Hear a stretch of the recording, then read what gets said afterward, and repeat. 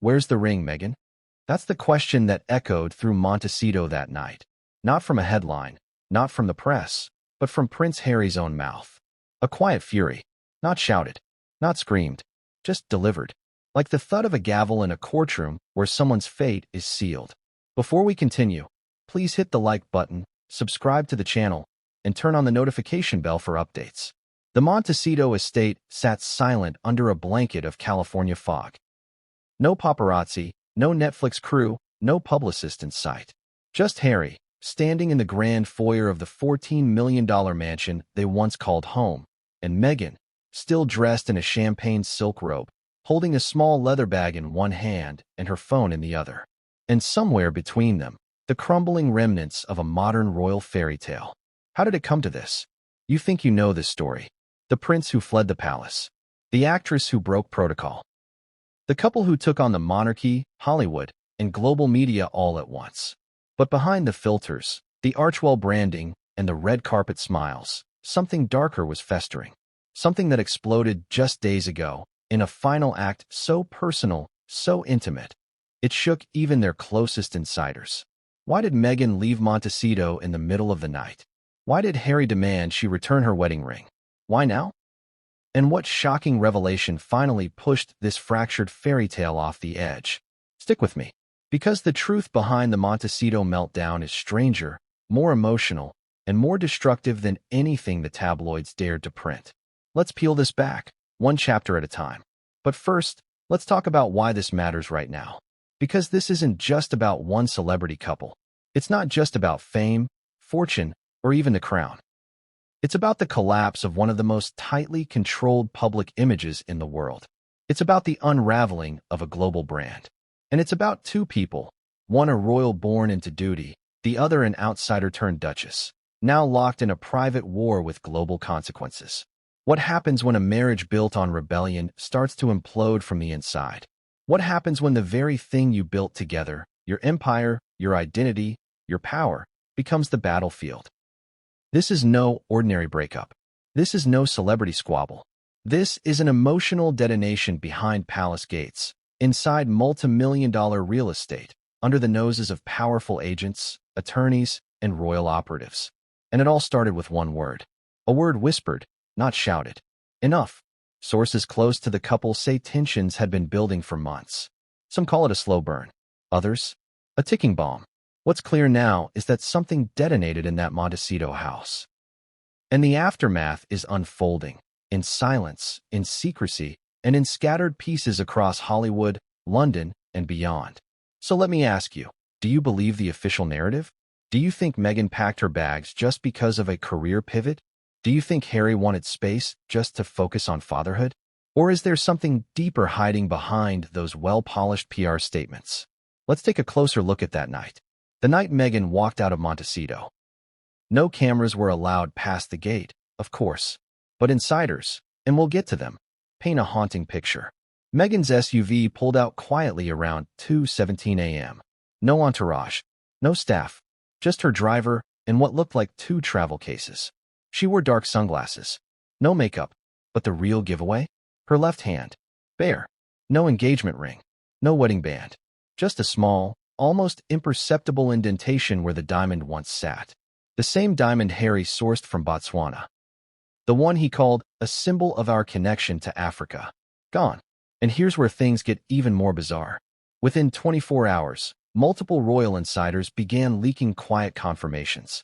One referred to it as a personal return of property. Another called it a significant gesture with layered meaning. And then, a third insider dropped the bombshell. She was asked to give it back. Directly. Not through a lawyer. Not through an assistant. Harry asked for it himself. Pause there. Think about what that implies.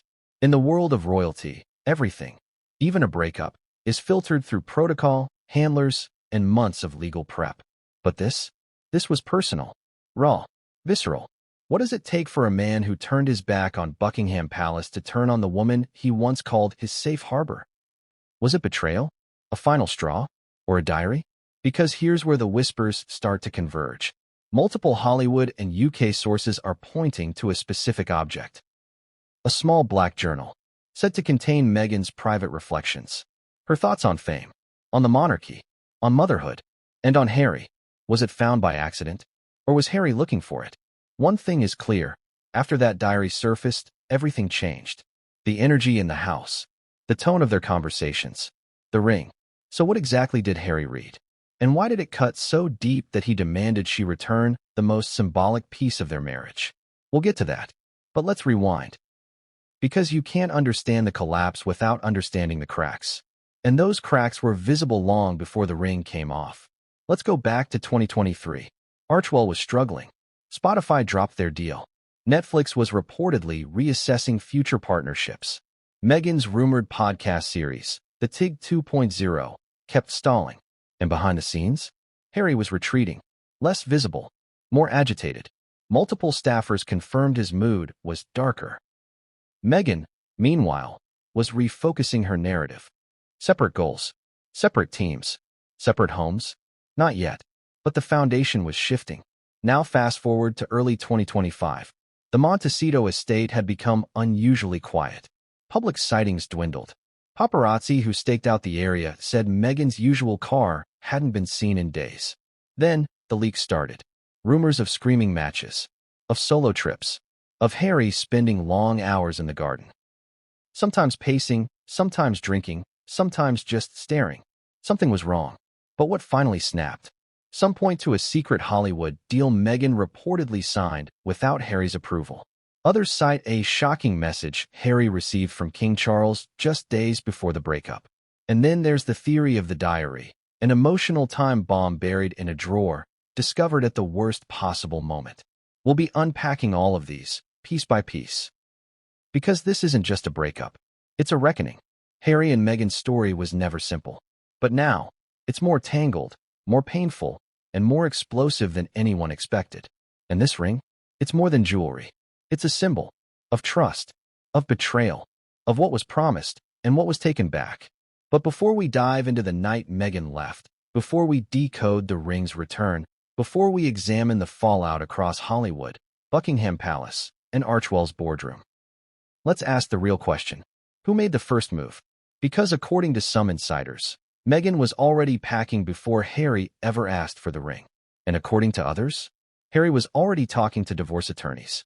Contradictions, secrets, power plays, and somewhere in the middle, 2 children, a dynasty, and a ticking media time bomb. So ask yourself, what do you believe?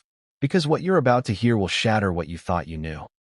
What would you do if the person you sacrificed everything for suddenly became unrecognizable? That was the question Prince Harry found himself asking as he stood alone in the hallway of the Montecito estate.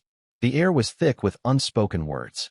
A storm had passed, not outside, but inside that very house. And as the golden California sun began to rise, casting long shadows across the floor, it wasn't light that filled the rooms, it was silence.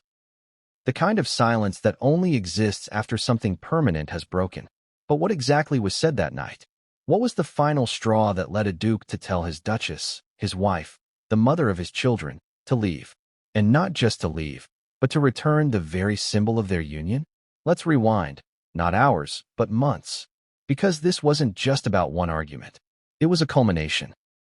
A slow, sharp accumulation of disappointments, betrayals, and miscommunications that were swept under million-dollar rugs and hidden behind palace walls. To the world, Harry and Meghan were still a united front, smiling at charity galas, sharing polished Instagram statements, projecting resilience and rebirth. But behind the doors of their 9-bedroom Montecito mansion, it was a very different reality. Friends close to the couple started noticing the shift around the end of 2024. At first, it was subtle. Harry skipping meetings, Meghan hosting Hollywood visitors alone. Then it became unmistakable. Separate travel schedules, tension in public appearances, long pauses during interviews, and eventually, silence. But the night everything exploded, it didn't come from nowhere. According to a high-level Archewell insider who agreed to speak on background, the tipping point was a private dinner. Just the two of them. No staff, no guests, no cameras. Just Meghan, Harry, and what was supposed to be a quiet evening of reconnection after weeks of media chaos. The wine was poured. The meal was plated. And then, one question shattered the illusion. Did you sign it without telling me? Harry's voice wasn't raised. It didn't have to be. Meghan froze, the fork still in her hand. She knew what he was talking about. The deal. The whispered about solo project with an Amazon-affiliated producer that promised Meghan her own narrative. A full-scale rebrand, beauty, wellness, politics. And not once had she run it by him. She put the fork down gently, choosing her words carefully. You've been distant. You haven't wanted to talk about any of this. I needed to move forward. But to Harry, that wasn't an explanation. It was confirmation. Confirmation that the life they were building, or thought they were building, was already being redesigned by one of them. Alone, quietly, without consent, he stood, walked to the window, looked out at the sprawling gardens he once said reminded him of Diana's favorite spots in Kensington. And then, after a long pause, he turned back and said it. Return the ring. For words. No yelling. No tears. Just finality. Meghan blinked. What? You heard me, he replied. If you're building a life that doesn't include me, then don't wear the symbol of one that does. That's when everything shifted. Meghan, visibly stunned, left the table. Walked to their bedroom. Closed the door. For almost an hour, Harry sat alone in the dining room.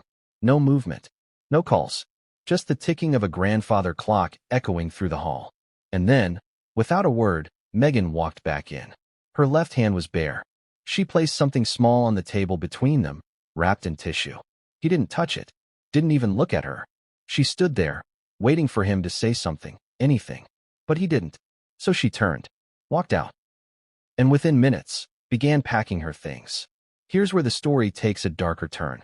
Because according to sources familiar with the Montecito staff, this wasn't the first time the ring had come off, but it was the first time it had been handed back. And that gesture, simple as it may seem, marked a point of no return. It wasn't just about jewelry. It was a symbolic surrender, an acknowledgement that the dream was dead. But you have to ask yourself, what really pushed Harry to say those words? Was it just the deal? Or was it what the deal represented? Because behind the scenes, Harry had been fighting battles on all fronts. The UK press was relentless. His relationship with Charles and William was still fractured. And Archewell, struggling to stay relevant in a market saturated with celebrity voices. And then there was the diary. Yes, the rumored journal. Allegedly found just days before this confrontation, buried inside a box Meghan had packed away during one of their early moves. Harry had reportedly stumbled upon it by accident, searching for an old photograph. What he found, instead, were pages of deeply personal thoughts. Some about the royal family, others about motherhood, but one section about Harry himself. Sometimes I wonder if I married the idea of him more than the man himself. That sentence, according to an anonymous legal advisor close to Harry's camp, is what shattered him. Think about that for a moment. After leaving his country, his title, his identity, Harry was now reading that the love he gave up everything for might have been built on illusion. So when he asked for the ring, it wasn't about property. It wasn't even about control. It was about pain. Deep, bruising, irreversible pain.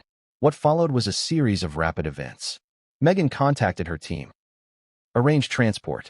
By 2 a.m., she was in a black SUV, headed for Los Angeles. No press release. No statement. Just a silent retreat from the house they once called a sanctuary. But it didn't end there. Because within hours, royal insiders started talking. Whispers in the palace. Calls between aides.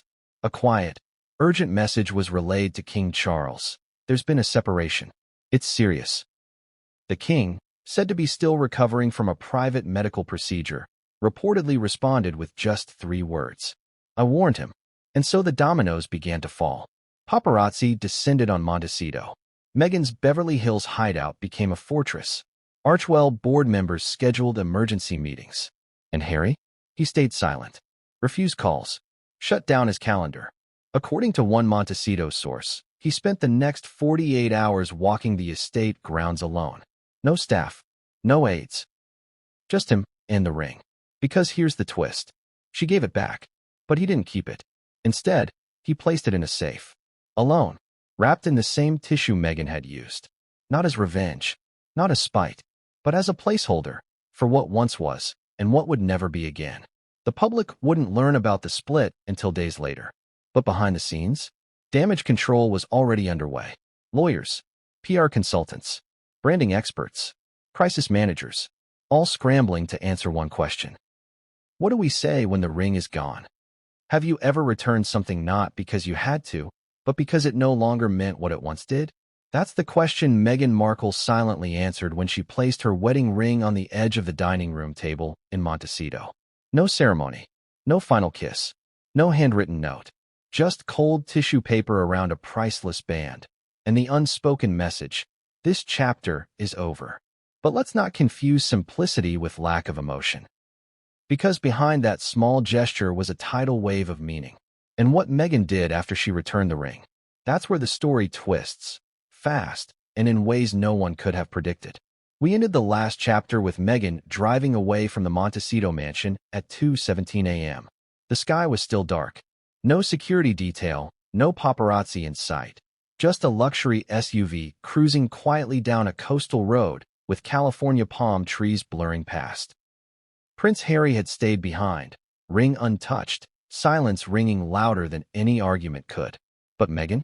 She was already moving, strategizing, choosing her next move like someone who'd been preparing for this moment longer than anyone suspected. And she didn't go to a hotel.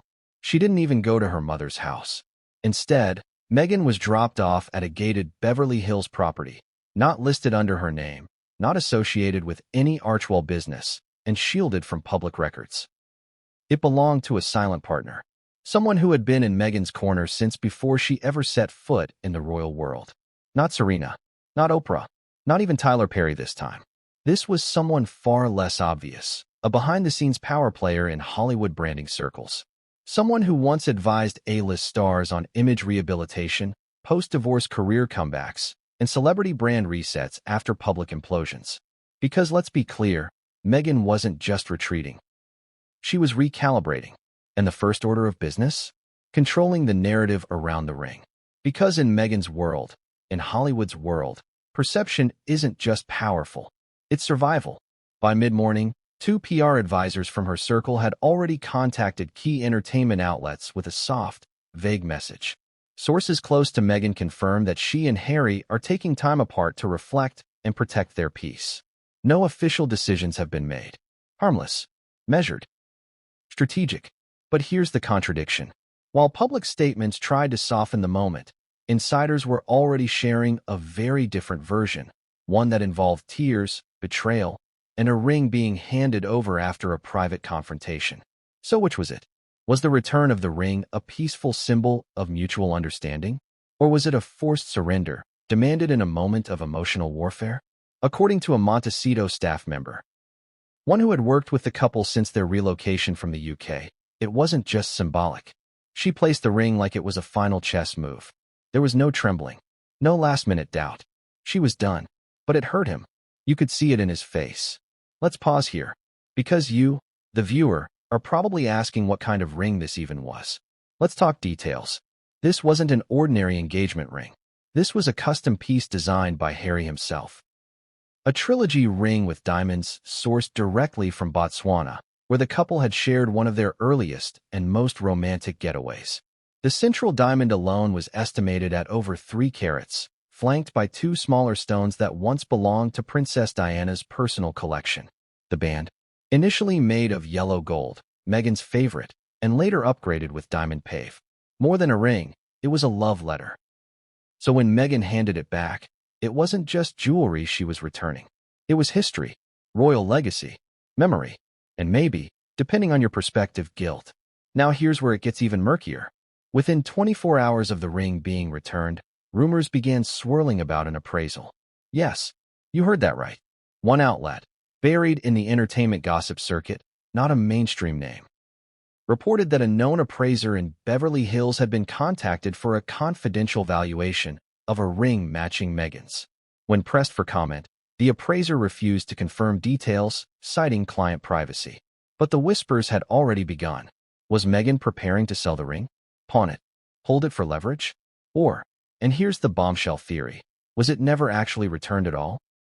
You see, another version of the story, pushed by a source close to Meghan's stylist, claimed that the ring returned to Harry was not the original. Instead, it was a high-quality replica made for security purposes, a duplicate Meghan often wore during travel or high-profile appearances. According to this source, the real ring had been kept in a private vault in Los Angeles for months. If that's true, then what Harry received wasn't a surrender. It was a statement. Think about it. Returning the fake ring while keeping the real one? That's a message, a power play, a reminder that the narrative isn't fully in his control and that the woman he thought he knew might still be 2 steps ahead. But we're not done, because while Meghan was off the grid in Beverly Hills, Harry was spiraling. Friends say he didn't speak to anyone for nearly 48 hours. Not even his UK contacts. Not even his therapist. Someone he's publicly spoken about relying on during moments of deep personal stress. Instead, he reportedly spent hours walking the property line of the Montecito estate. No phone, no staff, just him and the crashing realization that he might have finally broken something beyond repair.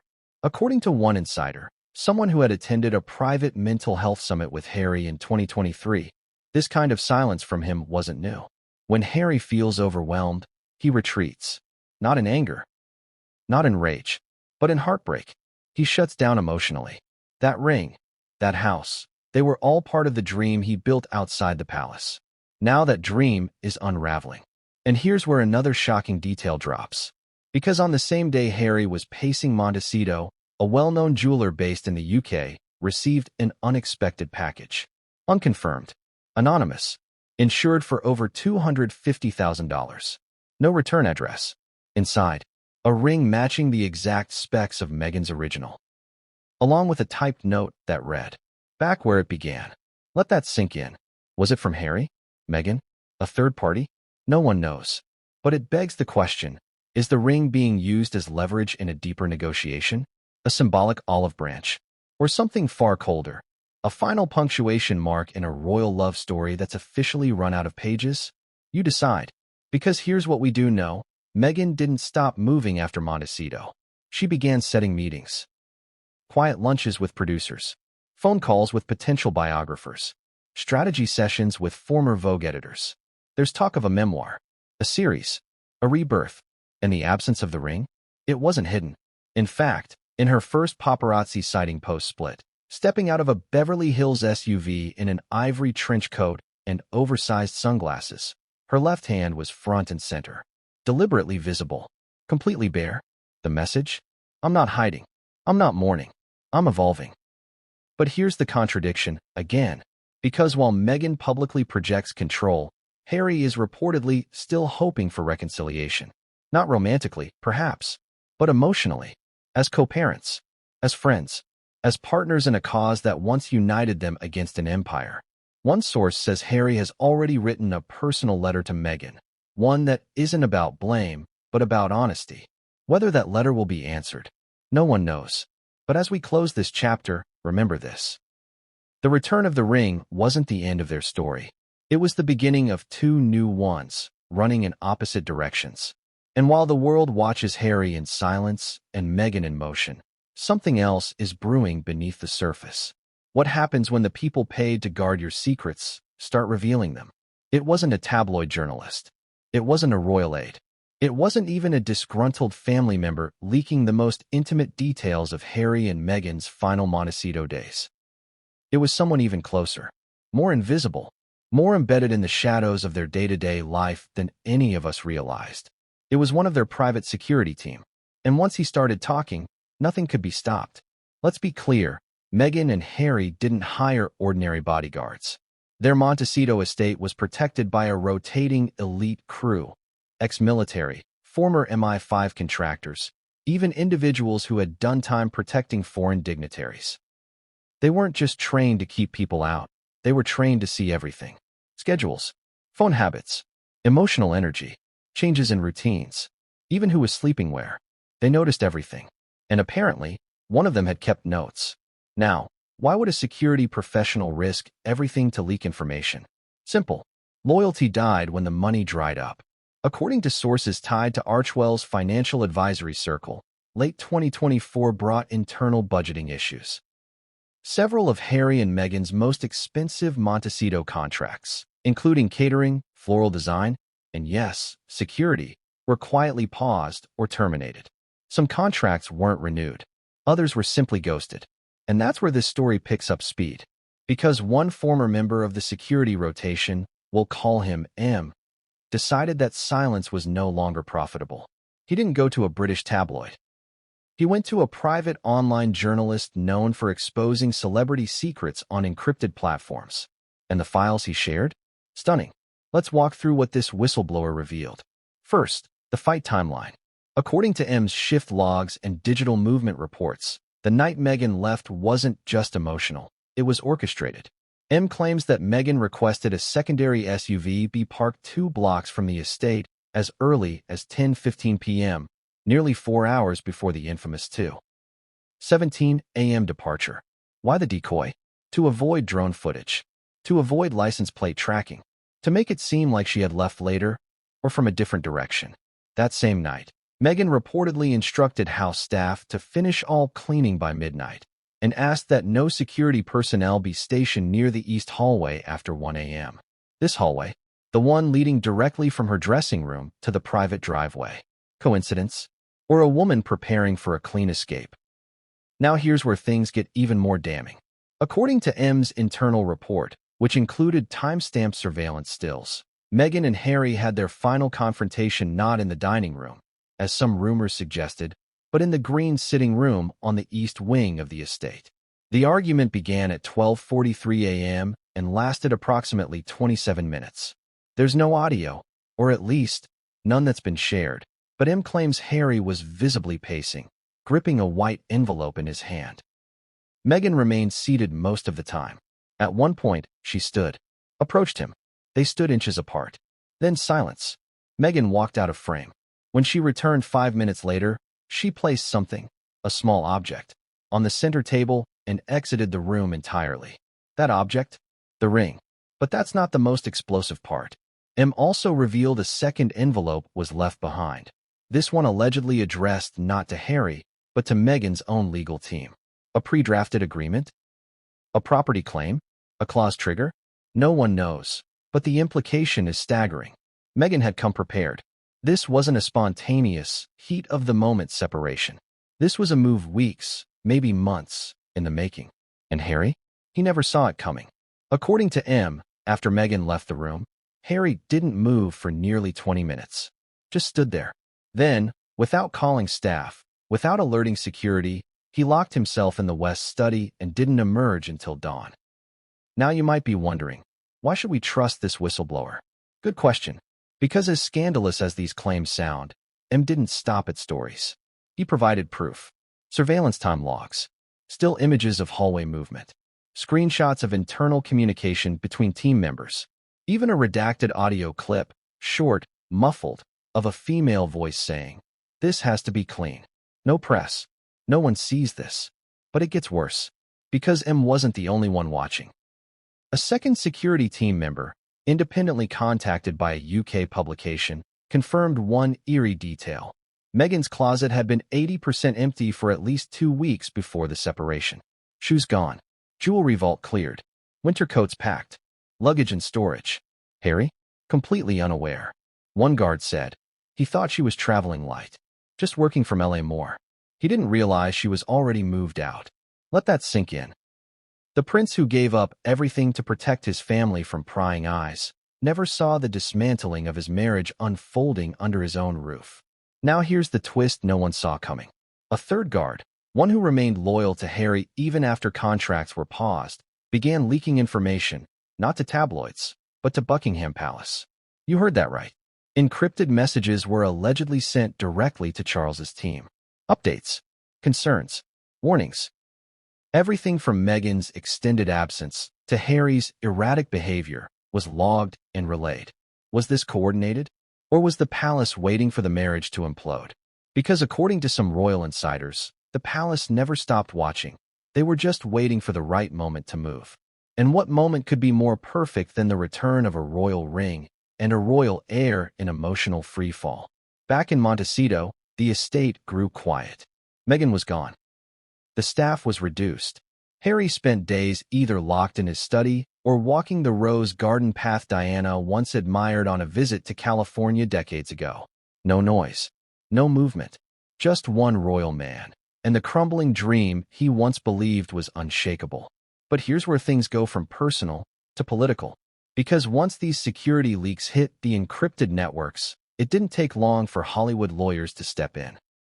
A cease and desist letter was reportedly sent to the first journalist to publish M's claims. But the damage was already done. Screenshots had been shared. Backups had been saved. Receipts were everywhere. And the world?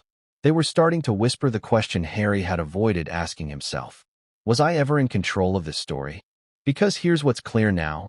While Harry believed in a life of freedom, independence, and privacy, Meghan had quietly rebuilt her network, her power, and her exit strategy behind velvet-draped walls. And the people who saw it coming? The very ones paid to watch her back. What kind of woman walks away from a prince, slips out under the cover of night, and disappears into a house that doesn't exist on paper? Meghan Markle, apparently. Because when she left Montecito, she didn't vanish into a hotel.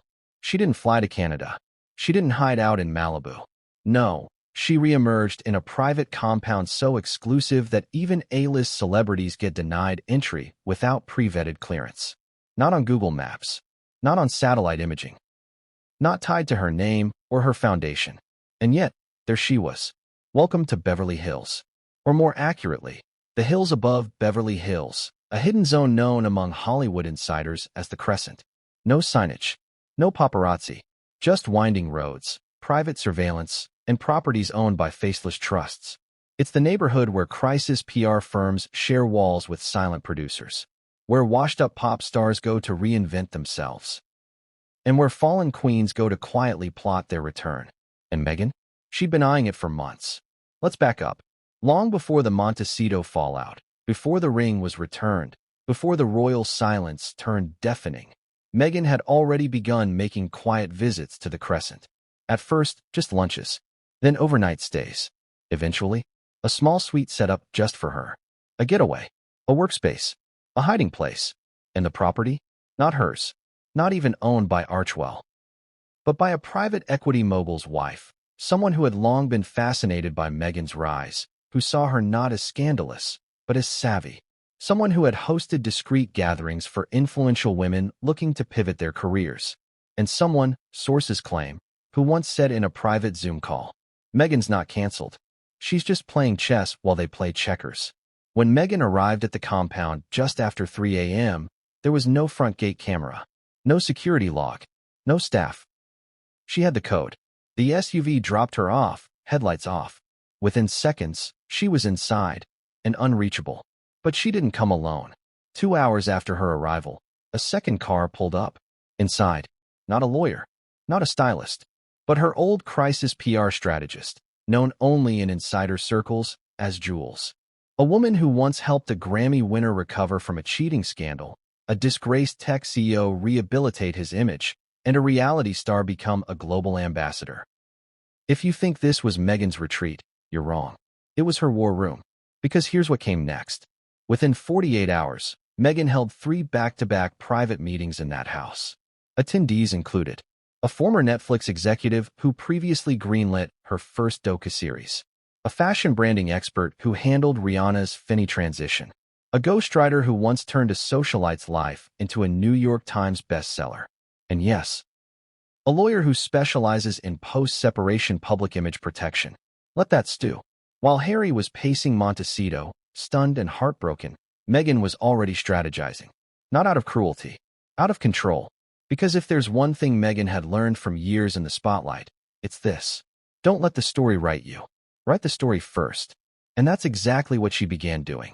According to a leaked email draft intercepted by an entertainment journalist, verified by linguistic patterns matched to her previous press statements, Meghan's new approach would center around rediscovery, reinvention, and release. Not rage, not gossip, not scandal, but soft power, feminine strength, modern independence. But here's the kicker. The plan involved no mention of Harry at all. He would not be blamed. He would not be named. He would simply be omitted. And if you've followed Meghan's media journey long enough, you know, omission is her sharpest weapon. Because the minute you become invisible in someone's comeback narrative, you've already lost the war. So what did this bunker phase really look like? It wasn't yoga and self-care. It wasn't journaling and wine nights. It was filming. Yes, you heard that right. According to 3 insiders, 2 stylists, and 1 personal assistant, Meghan recorded 6 hours of polished, controlled footage during her week inside the Crescent. Not interviews. Not a documentary. Test footage. Proof of concept material for a new digital project rumored to involve a lifestyle docu-series chronicling the emotional evolution of modern women after public upheaval. A companion podcast titled Uncrowned, already trademarked under a shell company based in Delaware. A series of curated essays, guest written by female CEOs, actresses, and yes, even a former First Lady. Meghan wasn't hiding. She was rebooting. And the first piece of that new narrative? No ring. In every scene. Every image. Every recording. Her left hand was intentionally, conspicuously bare. It was a visual message. I'm not defined by him. I'm not owned by that title. I'm building something that no crown could ever give me. But don't get it twisted. This wasn't just emotional theater. It was strategic. Because in Hollywood, a clean image isn't about apologies. It's about control. Which leads us to the next move. Meghan's team began quietly leaking feelers to media allies. Not tabloids. Not gossip sites. But legacy glossies. Think Vanity Fair, Vogue, The Atlantic. The pitch? A private interview. Woman, not wife. An exclusive profile. The first since the split. But there was a catch. No questions about Harry. And that's when the backlash began. Because not everyone was ready to roll over for Meghan's narrative. Within days of these feelers being sent, several anonymous industry accounts, mostly operated by entertainment insiders, started dropping blind items on social media. Claims about hidden finances, allegations of manipulation, whispers about a contractual agreement between Meghan and Harry that limited what either party could say publicly about each other in the first 6 months post-split. Was it true? No one confirmed. But the idea of a silence clause sent shockwaves through both the media and royal watching communities. If true, it meant this was more than a breakup. It was a negotiated collapse. And Meghan? She was already rewriting the ending. Now here's where it gets even more interesting. On her 4th day inside the Crescent compound, Meghan met with someone unexpected. Someone no one predicted. A British journalist. Not a tabloid hack. Not a royal watcher. A respected investigative journalist who had once written an unflattering, but incredibly thorough, piece about her pre-royal Hollywood years. They had coffee. They walked the gardens. And then? 3 hours behind closed doors. What were they discussing? A book deal? A counter-narrative? Or something more dangerous? A controlled leak to preempt the palace's next move? Because remember, while Meghan was locked in her Beverly Hills fortress, Harry was talking to Charles. And the palace? They weren't going to let the Sussex saga spiral uncontrollably again. The war for narrative was on. And in the middle of it, a woman without a title, without a ring, and without fear. But here's the detail that sent every royal correspondent scrambling. On the evening of day 6, Meghan stepped out of the Crescent for the first time. It was quiet, discreet. Paparazzi didn't catch it, but an insider did. And she wasn't alone. Walking beside her, dressed in dark navy, head down, Jessica Mulroney. Yes, that Jessica. The once estranged friend. The fashion stylist. The woman rumored to have been cut off after a racism scandal. And yet, here she was. Back at Meghan's side. What does that mean? Reconciliation? Or retaliation? Because if Jessica's in the fold again, that means Meghan's old guard is being reactivated. The women who knew her before the Duchess era. The ones who helped her climb. And who know where the bodies are buried. And just like that, the narrative shifts. No longer is Meghan just reacting. She's assembling, building a team, constructing a brand, and planning her next public appearance. One that will answer all questions without saying a word. What do you say to the father you haven't spoken to in months, when your marriage is crumbling and the world is watching? For Prince Harry, that silence, stretched across oceans, time zones, and years of tension, finally cracked. And not in some formal diplomatic fashion. Not through a palace aide or public statement. No, this was raw. This was real. This was Harry, alone in Montecito, calling the one person he swore he'd never rely on again, King Charles III. But the call didn't begin the way you might think. It wasn't a desperate plea. It wasn't a royal strategy meeting. It was a question. Quiet. Hesitant. almost childlike beneath the weight of all that royal history. "Do you have a minute?" Sources close to the crown say the king was stunned. The call came late, 11:41 p.m., London time. He'd been resting, recovering from a minor medical procedure, surrounded by advisors and Camilla's ever-watchful shadow. But when the phone lit up with a California number, and when Charles realized who it was, he reportedly dismissed the room. What followed? A 42-minute conversation that insiders now call the most emotionally charged exchange between father and son since Harry left the monarchy. Let's break it down. According to two sources, one in Montecito, one inside Clarence's house, Harry began by saying, "It's over. She's gone. No need to name her." Charles knew. The ring, the departure, the silence in the estate. All of it had reached the palace within hours, thanks to a quiet alert system that still follows Harry, even now. And yet, this wasn't a gloating moment for Charles. It wasn't vindication. It was concern. Because no matter the headlines, no matter the damage, Harry was still his son. And he sounded broken. They didn't talk about Meghan, not directly. Instead, the conversation circled around legacy, identity. What happens when you build a life outside the institution, and it crumbles just as publicly? Charles, in what some insiders describe as shockingly vulnerable, reportedly told Harry, "You were never meant to carry all this on your own." And that line, it cut deep. Because for years, Harry believed that leaving the firm was the only way to save himself, to protect Meghan, to raise his children outside the brutal shadow of monarchy. But now, staring at the ruins of that dream, he was hearing a version of his father that wasn't wearing the crown, but rather the guilt. And yet, Charles didn't fully open the gates. He didn't offer full reintegration. He didn't send a jet. He didn't say, "Come home." What he did say, however, was this: "There's a way forward, but it will cost you." And that's where things turned. Because Harry, expecting empathy, heard something else: terms.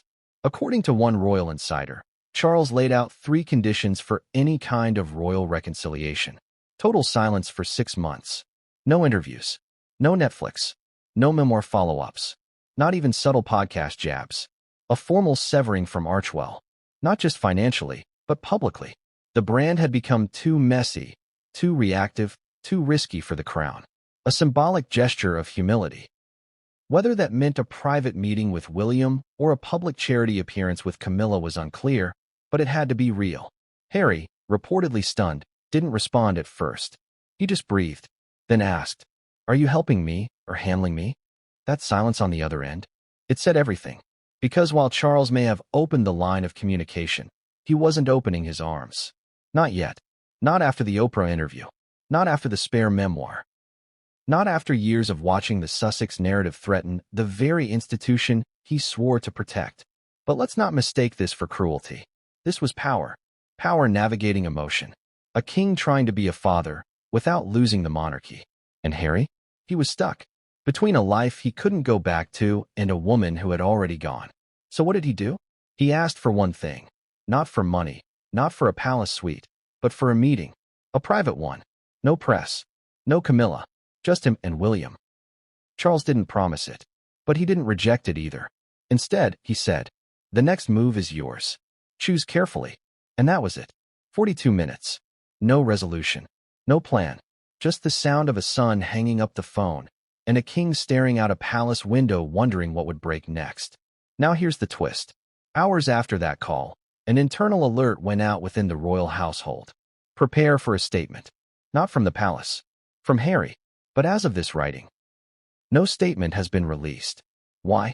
Because something else happened first. An email was intercepted, flagged by royal communications staff, redacted and heavily encrypted, from a Montecito-based email address tied to Harry's legal team. The subject line? Assets, titles, custody, confidential drafts. The recipient? A UK-based firm that once handled emergency title restructures during Prince Andrew's post-scandal fallout. What does that mean? It means Harry may not just be facing emotional fallout. He may be preparing for legal warfare. Titles, property, parental rights, public funds, private assets, and in the middle of all of it, a royal name dangling between protection and demolition. But we're not done, because while Harry was navigating his crisis in silence, Charles was not. Behind closed doors, the king met with his privy council. The topic? Revisiting letters patent. For those unfamiliar, letters patent are royal decrees that define titles, succession, and constitutional privileges. And revisiting them? That means one thing. The monarchy is preparing to draw a line. Insiders believe Charles is considering a move so bold, so historically disruptive, it hasn't been attempted since Edward VIII. Revoking the prince title, not as punishment, but as preservation. Because if Harry chooses full exit, emotionally, legally, and royally, then what does he remain? A brand? A father? A man? The next steps are still unclear. But what we do know is this. Charles isn't waiting anymore. And Harry? He's being watched. Every move, every meeting, every word, cataloged, analyzed, interpreted through the lens of monarchy, media, and legacy. And while Meghan sets up her Beverly Hills command center, and while the palace reclaims its narrative, Harry is now the only one not telling his story. And that silence? It's deafening. But just when it seemed like the royal family had regained control, a new leak, not from a staff member or journalist, but from within Meghan's legal team, threatened to undo it all. Cliffhanger ending line. Because buried in a sealed court draft was a single explosive sentence, one that could destroy what little peace remained between Harry and the crown, and Meghan knew it. What would you do if you discovered your spouse had been documenting your entire relationship, not as a love story, but as a series of calculated chess moves? For Prince Harry, the final blow didn't come from a tabloid. It didn't come from King Charles, or William, or even Meghan's polished new image campaign. It came from something small, intimate, buried, forgotten by one, discovered by the other. It came from a diary, and not just any diary.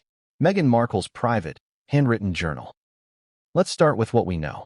According to two Montecito staff members, both of whom have since been dismissed and placed under NDA, the diary had been hidden inside a vintage book box on the third shelf of the couple's shared home office, tucked behind a row of decorative travel anthologies. Harmless, decorative, until it wasn't. Harry hadn't been looking for it. He'd been searching for an old photograph, one from their first trip to Botswana, something he wanted to frame for Archie. Instead, he found the decoy spine, a faux leather copy of The Alchemist, and inside it, the pages, bound in Italian leather, cream-colored, aged parchment. Meghan's handwriting, unmistakable. She never told him she kept it. Not once. And yet, as Harry flipped through the pages, he realized what he was holding wasn't just a reflection of their marriage. It was an autopsy. The diary didn't begin with gushing wedding vows. It began with observation. June 2016, initial impressions, charming. Unused to confrontation. A man between worlds. Each entry read like notes. Clinical. Curated. As if Meghan were trying to make sense of her life while constructing it. There were moments of vulnerability, yes, passages about grief, identity, longing. But interlaced were comments that, to Harry, felt like betrayals wrapped in ink. Does he understand the difference between rebelling against the crown and building something of his own? Not yet. Sometimes I feel like I'm parenting him. Or worse, managing him. He needs constant validation. I don't know how long I can carry this. Page after page. Some dated before the wedding. Some during her pregnancy. Some as recent as 3 months before she left Montecito. There were comments on his friends. His fears. His therapy. Even the way he held Archie when he was tired, tender, but distracted. But the most damaging entry? It wasn't a single sentence. It was a pattern. Dozens of entries beginning with the phrase, "If this ends." As if she'd always been preparing for the collapse. Harry, according to sources, sat in that office for nearly 4 hours. Reading, rereading, reeling. At first, he thought it had to be a draft for a book. A fictional journal. Something she was working on for creative release. But the handwriting, the tone, the details too private to fabricate? It was real. And it was devastating. Because when someone writes about loving you as a performance, or worse, a duty, how do you come back from that? Now here's where the situation turns. 2 days after finding the diary, Harry quietly passed it to his personal attorney. Not to make it public, not to retaliate, but to confirm something. Legal ownership. Because if Meghan wrote it in their shared home, while legally married, and never copyrighted or registered the manuscript, it might not belong solely to her. And in that moment, The diary became more than just emotional destruction. It became leverage. But Meghan? She was already 2 steps ahead. According to sources inside her legal camp, she had already prepared a sealed court document referencing the existence of private reflective writings protected under intellectual property and journalistic exemption statutes. Translation: don't touch my diary. You publish one word, and I'll bury you in court. But the damage wasn't about publishing. It was about reading. Because Harry now knew what she thought of him when the cameras weren't rolling, when Archwell wasn't filming, when Spotify wasn't scripting their story. And the real kicker? The diary didn't end with grief or confusion. It ended with resolve. The ring was always the story. The diary? That's the truth. Those were the final lines, written just 3 weeks before she left. But how did this journal, this private, supposedly protected document, become the center of legal and emotional warfare? Because it's not just about heartbreak. It's about intent. If Meghan was writing this with publication in mind, if she was preparing to leak or release it in a memoir, podcast, or dramatized miniseries, then Harry could argue premeditation, not in criminal terms, but in emotional ones. Was he a husband or a character? And here's the emotional gut punch. Multiple entries make reference to Meghan's exit strategy. It's never fully spelled out, but it includes phrases like, need clean optics, no chaos, no drama, just detachment. Avoid courtroom narrative, private agreements only. Don't give them a villain. Give them rebirth. Now combine that with what we've already seen. Her Beverly Hills retreat, her new team, her polished image rollout. This wasn't spontaneous. It was scripted. And Harry? He had just read the first draft. So what did he do? According to someone inside the Montecito estate, a loyal gardener who has worked quietly on the grounds since 2020, Harry walked into the main rose garden at dawn 2 days later. He stood beneath the pergola he had built to commemorate Lilibet's first birthday, and he burned it. Not the diary, but a copy. He lit the pages on fire, watched them curl, and whispered, according to the staffer, she wrote me out. So I write her out too. What that means, no one knows for sure. But here's the final twist. Because while Harry was mourning the words on those pages, a copy of the diary was already in the hands of an LA ghostwriter. Not for release. Not yet. But as a reference. Sources close to a major publishing house confirmed that Meghan's team had begun early talks for a potential follow-up to Finding Freedom, a new project codenamed Uncrowned, The Woman Beyond the Ring. Whether or not it ever goes public remains to be seen. But the message? Meghan may have handed the ring back, but she's keeping the pen. Have you ever returned something not because you had to, but because it no longer meant what it once did? That's the question Meghan Markle silently answered when she placed her wedding ring on the edge of the dining room table in Montecito. No ceremony, no final kiss, no handwritten note, just cold tissue paper around a priceless band, and the unspoken message, this chapter is over. But let's not confuse simplicity with lack of emotion. Because behind that small gesture was a tidal wave of meaning. And what Meghan did after she returned the ring, that's where the story twists, fast, and in ways no one could have predicted. We ended the last chapter with Meghan driving away from the Montecito mansion at 2:17 a.m. The sky was still dark. No security detail, no paparazzi in sight. Just a luxury SUV cruising quietly down a coastal road with California palm trees blurring past. Prince Harry had stayed behind, ring untouched, silence ringing louder than any argument could. But Meghan? She was already moving, strategizing, choosing her next move like someone who'd been preparing for this moment longer than anyone suspected. And she didn't go to a hotel. She didn't even go to her mother's house. Instead, Meghan was dropped off at a gated Beverly Hills property, not listed under her name, not associated with any Archwell business, and shielded from public records. It belonged to a silent partner, someone who had been in Meghan's corner since before she ever set foot in the royal world. Not Serena, not Oprah, not even Tyler Perry this time. This was someone far less obvious, a behind-the-scenes power player in Hollywood branding circles. Someone who once advised A-list stars on image rehabilitation, post-divorce career comebacks, and celebrity brand resets after public implosions. Because let's be clear, Meghan wasn't just retreating. She was recalibrating. And the first order of business? Controlling the narrative around the ring. Because in Meghan's world, in Hollywood's world, perception isn't just powerful, it's survival. By mid-morning, 2 PR advisors from her circle had already contacted key entertainment outlets with a soft, vague message. Sources close to Meghan confirmed that she and Harry are taking time apart to reflect and protect their peace. No official decisions have been made. Harmless, measured, strategic. But here's the contradiction. While public statements tried to soften the moment, insiders were already sharing a very different version, one that involved tears, betrayal, and a ring being handed over after a private confrontation. So which was it?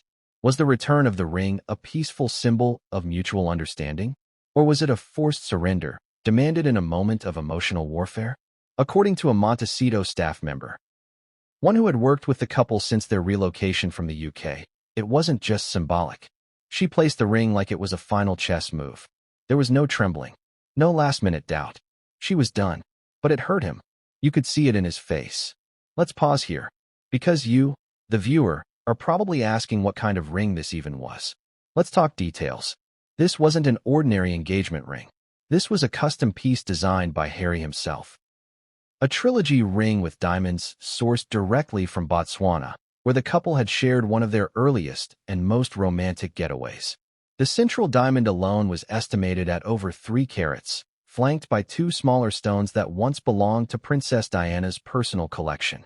The band, initially made of yellow gold, Meghan's favorite, and later upgraded with diamond pave. More than a ring, it was a love letter. So when Meghan handed it back, it wasn't just jewelry she was returning. It was history, royal legacy, memory, and maybe, depending on your perspective, guilt. Now here's where it gets even murkier. Within 24 hours of the ring being returned, rumors began swirling about an appraisal.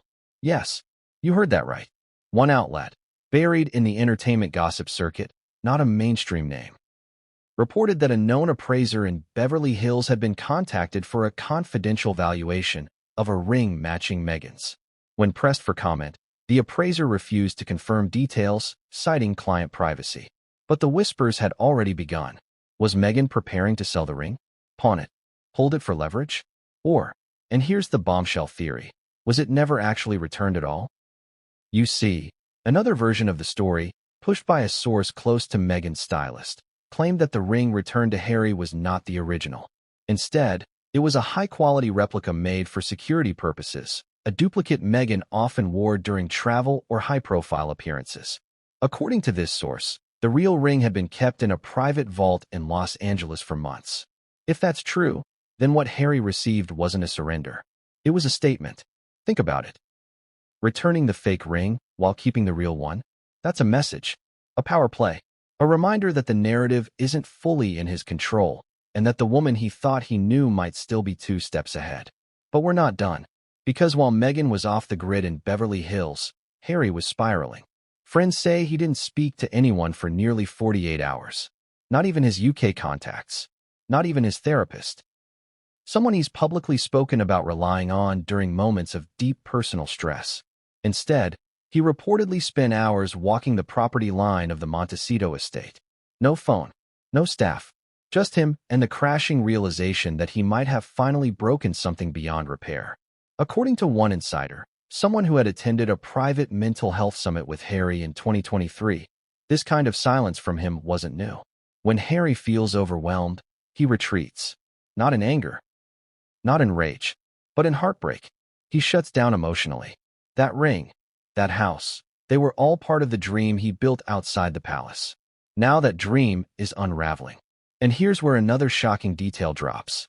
Because on the same day Harry was pacing Montecito, a well-known jeweler based in the UK received an unexpected package. Unconfirmed, anonymous, insured for over $250,000. No return address. Inside, a ring matching the exact specs of Meghan's original, along with a typed note that read, "Back where it began." Let that sink in. Was it from Harry? Meghan? A third party? No one knows. But it begs the question, is the ring being used as leverage in a deeper negotiation? A symbolic olive branch? Or something far colder? A final punctuation mark in a royal love story that's officially run out of pages? You decide. Because here's what we do know, Meghan didn't stop moving after Montecito. She began setting meetings. Quiet lunches with producers. Phone calls with potential biographers. Strategy sessions with former Vogue editors. There's talk of a memoir, a series, a rebirth, in the absence of the ring.